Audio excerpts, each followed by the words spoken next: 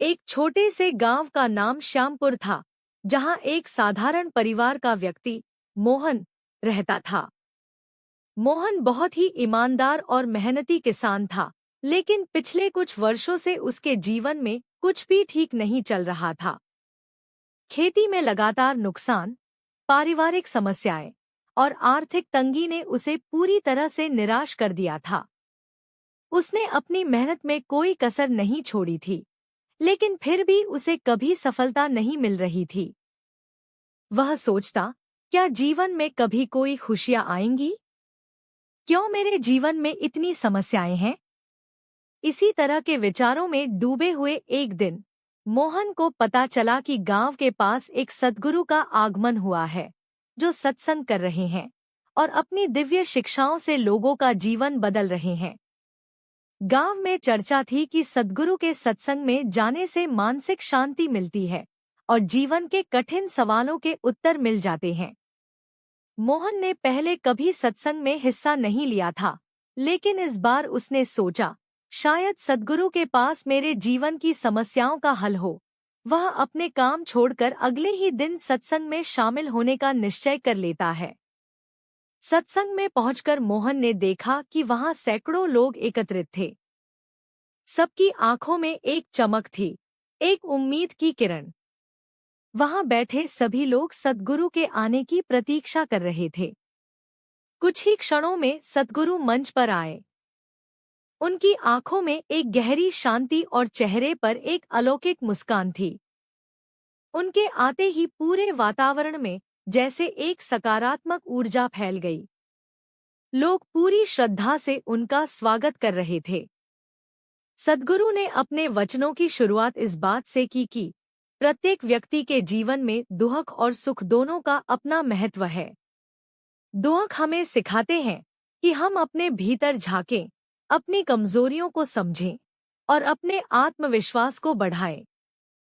हमारे जीवन की हर घटना हमें कुछ सिखाने आती है। मोहन ने बड़े ध्यान से सद्गुरु के वचनों को सुना। सद्गुरु ने कहा, हम अपने जीवन की समस्याओं को अक्सर बाहर के कारणों पर थोपते हैं, लेकिन वास्तविकता यह है कि समस्याओं का हल हमारे भीतर है। जब हम खुद को बदलने का प्रयास करते हैं, तो धीरे धीरे हमारे बाहर की दुनिया भी बदलने लगती है। अगर हम खुद को, अपने विचारों को, अपने दृष्टिकोण को बदल लें, तो परिस्थितियां भी हमारे अनुकूल होने लगती हैं। सद्गुरु के वचनों ने मोहन के हृदय में गहरी छाप छोड़ी। उसे महसूस हुआ कि अब तक उसने अपने दुखों का कारण दूसरों को समझा था, लेकिन आज उसे पता चला कि शायद वह खुद ही अपनी समस्याओं का कारण है। उसने सोचा, अगर मैं अपने जीवन को सकारात्मक रूप से देखना शुरू कर दूं और अपने दृष्टिकोण में बदलाव लाऊं, तो शायद मेरे जीवन में भी खुशियां लौट आएं। सत्संग के बाद मोहन ने सोचा कि वह सद्गुरु से व्यक्तिगत रूप से मिलकर अपने जीवन के सवालों के उत्तर पूछे। वह सद्गुरु के पास गया और बोला, गुरुजी, मैं एक साधारण किसान हूँ और मेरे जीवन में लगातार समस्याएं चल रही हैं। मैंने हर संभव प्रयास किया, लेकिन सफलता नहीं मिली। कृपया मुझे बताएं कि मैं अपने जीवन को कैसे सुधार सकता हूँ। सद्गुरु ने मुस्कुराते हुए कहा, बेटा, जीवन में सफलता और सुख पाने के लिए सबसे पहले अपने मन में शांति और संतोष लाओ। जब तक हमारा मन अशांत रहेगा, हम बाहरी दुनिया में सुख की खोज करते रहेंगे, लेकिन हमें वह सुख नहीं मिलेगा। मन को शांत करने का सबसे सरल तरीका है ध्यान और आत्मचिंतन। सद्गुरु ने मोहन को ध्यान करने की विधि सिखाई और कहा, रोज कुछ समय के लिए अकेले बैठकर अपने भीतर झांकने का अभ्यास करो। अपने विचारों को शांत करो और अपने भीतर की आवाज को सुनो।